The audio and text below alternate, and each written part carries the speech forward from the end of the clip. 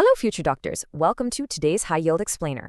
आज हम general physiology का एक सुपर इंपॉर्टेंट टॉपिक टैकल करने वाले हैं which is membrane potentials. So बिना किसी डिले के शुरू करते हैं क्योंकि ये टॉपिक तुम्हारे MCQs के लिए लिटरली एक एब्सोल्यूट गोल्ड माइन है.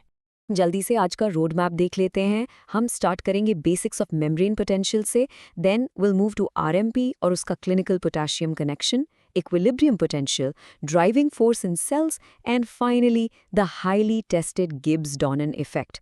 बेसिक डेफिनेशन से लेकर एडीमा जैसे क्लिनिकल कॉन्सेप्ट्स तक we are covering the whole shebang. Alright, let's dive right into section 1, basics of membrane potentials. सो सबसे पहले what exactly is resting membrane potential, या जिसे हम शॉर्ट में आरएमपी कहते हैं.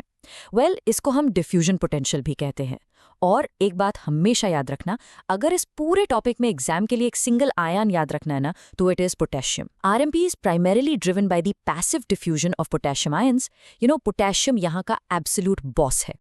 अब थोड़ा ध्यान से सोचो, सेल के अंदर ये रेस्टिंग नेगेटिव चार्ज आखिर आता कहाँ से है? Basically, there are three factors at play. First, positively charged potassium ions cell से बाहर जाते हैं. Second, वहाँ एक strong concentration gradient है, मतलब पोटेशियम सेल के अंदर हाई है और बाहर लो. And third, सबसे important, at rest सेल की पोटेशियम के लिए permeability बहुत ज़्यादा हाई होती है.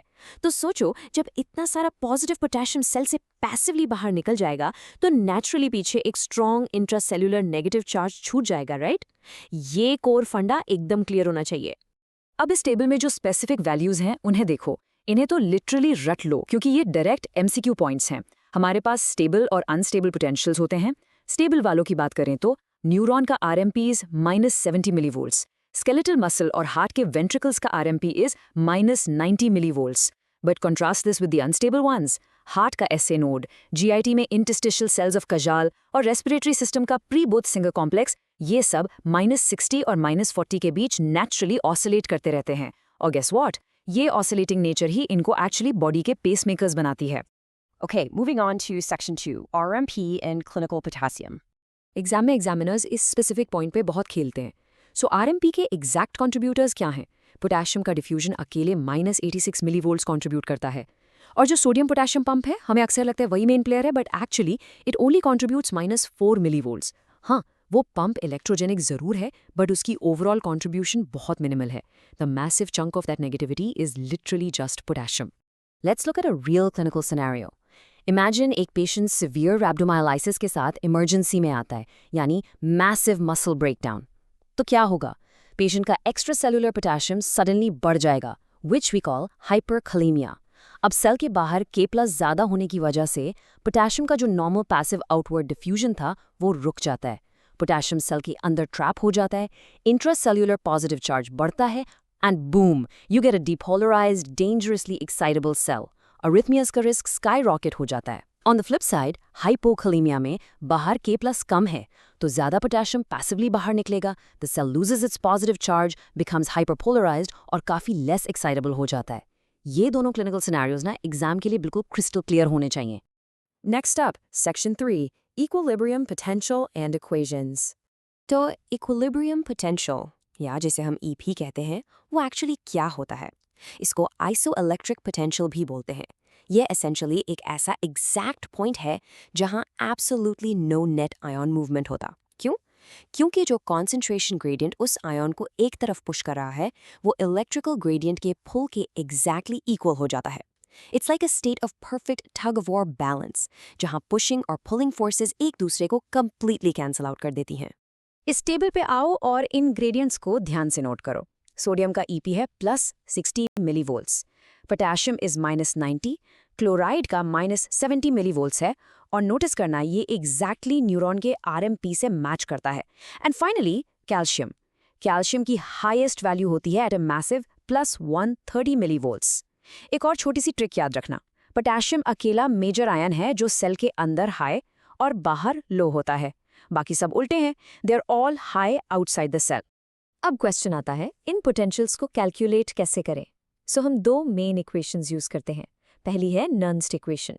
ये सिर्फ एक सिंगल आयन का इक्विलिब्रियम पोटेंशियल निकालने के काम आती है, और फ्रैंकली यही इसकी सबसे बड़ी लिमिटेशन भी है. क्योंकि रियल लाइफ बायोलॉजी में जैसे एक्शन पोटेंशियल के time cells simultaneously multiple ions के लिए परमेबल होते हैं, बस वहीं पर गोल्डमन्स इक्वेशन हीरो बनकर आती है।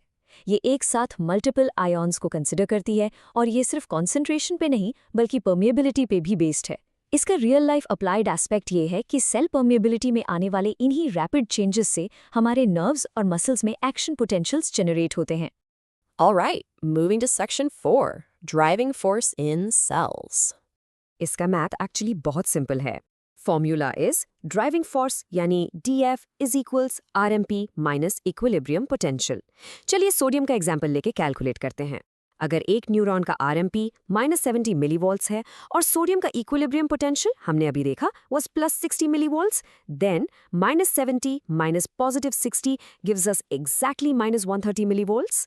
पर मैथमेटिकली इस नेगेटिव नंबर का एक्चुअल फिजियोलॉजिकल मतलब क्या है? Let's check it out. यहाँ इसका डायरेक्ट इम्प्लीकेशन समझो। एक नेगेटिव ड्राइविंग फोर्स सेल के अंदर एक पावरफुल वैक्यूम की तरह एक्ट करता है। अगर ड्राइविंग फोर्स नेगेटिव है तो positively charged cations like sodium heavily cell के अंदर एंटर करेंगे। कॉन्वर्सली, अगर हम नेगेटिवली चार्ज्ड एनायंस जैसे क्लोराइड की बात करें तो यही नेगेटिव ड्राइविंग फोर्स उन्हें सेल के बाहर पुश कर देगा। बस ये एक सिंपल रूल याद रखना, नेगेटिव ड्राइविंग फोर्स हमेशा कैटायंस को अंदर खींचता है और एनायंस को बाहर फेंकता है।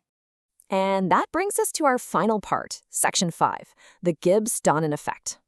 Let's define this very simply.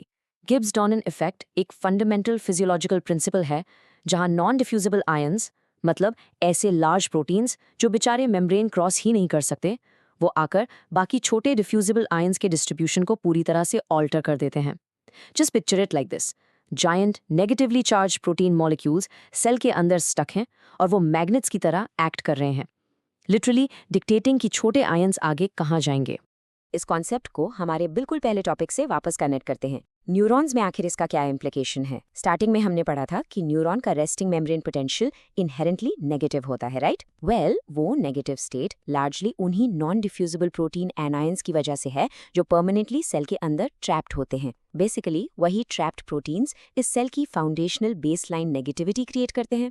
लेकिन एग्जाम पॉइंट ऑफ व्यू से इसका सबसे important clinical application blood vessels में देखा जाता है।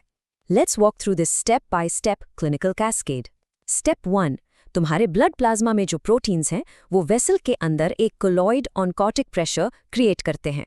स्टेप 2, ये ऑनकोटिक प्रेशर नॉर्मली एक स्ट्रॉन्ग पुलिंग फोर्स का काम करता है टिश्यूज से फ्लूइड को वापस ब्लड वेसल में रीअब्सॉर्ब करने के लिए। स्टेप 3, अब यहाँ पैथोलॉजी इंट्रोड्यूस करते हैं। कुछ सिवियर किडनी डिजीजेज में पेशेंट्स अपने यूरिन में इन वाइटल प्लाज्मा प्रोटीन्स को हेवीली लूज करने लगते हैं। तो स्टेप 4, रिजल्ट क्या हुआ? जब प्रोटीन्स ही नहीं है तो ऑनकोटिक प्रेशर लॉस हो गया और फ्लूइड वापस वेसल के अंदर पुल नहीं हो पाता।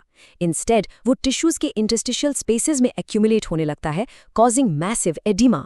यही एग्जैक्ट रीजन है कि वार्ड्स में नेफ्रोटिक सिंड्रोम वाले पेशेंट्स स्वॉलन लेग्स के साथ प्रेजेंट करते हैं। It is honestly mind blowing कि तुम्हारे पेशेंट्स के सिम्टम्स आके इस एक माइक्रोस्कोपिक कॉन्सेप्ट पे वापस कनेक्ट हो जाते हैं। तो बच्चों, आज का ये एक्सप्लेनर रैप अप करते हुए और तुम्हारी मेमोरी टेस्ट करने के लिए मैं एक इम्पॉर्टेंट क्रिटिकल थिंकिंग क्वेश्चन छोड़ के जा रहा हूँ। अगर एक पेशेंट सिवियर रैब्डोमायोलिसिस के साथ आए तो उसका हार्ट डेंजरसली एक्साइटेबल क्यों बन जाता है? Specifically based on these RMP principles. जरा कॉन्सेंट्रेशन ग्रेडियंट्स और पोटेशियम की परमेबिलिटी के बारे में सोचो। अगर इंस्टेंटली याद नहीं आ रहा तो just rewind and review that clinical potassium section. अपने बेसिक कॉन्सेप्ट स्ट्रॉन्ग रखो, keep revising, and I will catch you guys in the next explainer.